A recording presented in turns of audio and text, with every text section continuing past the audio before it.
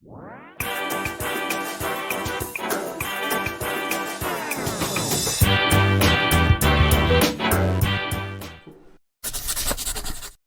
this video, we're going to look for the equipment and go through the technique for covering a sensitive fractured tooth where there's dentine or pulp exposed. We need two things for this: the calcium hydroxide, which comes in that little box, and the little tube of the very fancy temporary filling material. Additional equipment that might be useful include some dental bolsters, a dental mirror, and a gum retractor. To dry the tooth in any of the treatment spaces, you can just attach the suction tubing to the oxygen outlet or air outlet. And to anaesthetise the socket, we've got a local anaesthetic ampule, the proprietary syringe it comes with, and a 27 gauge needle.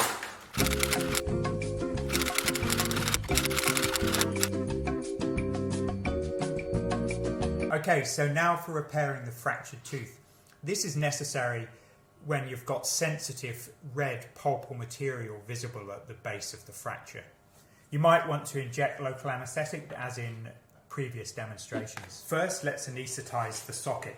First injection on the buccal side, putting the needle in right at the top of the sulcus and injecting 1 to 1.5 mils of local anaesthetic. The second injection is on the palatal side. This is just behind the socket, only entering the mucosa by 1 or 2 mils and injecting just a small amount of local anaesthetic to see the mucosa blanch. It's quite an uncomfortable injection. Next, wash any blood or foreign material off the tooth and give it a nice dry. You might need to apply some pressure for a minute or two if there's active bleeding. Cover the pulp with the calcium hydroxide solution. It only needs a dot just to cover the pulp. This only needs to be left for 10 seconds or so before adding the final substance, which is the temporary filling material, which comes in the little blue tubes.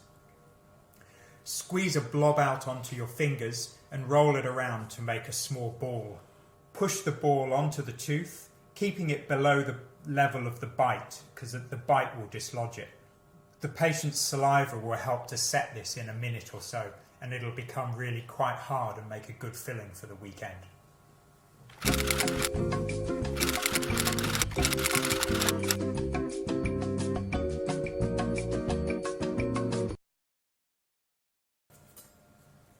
Another finished job.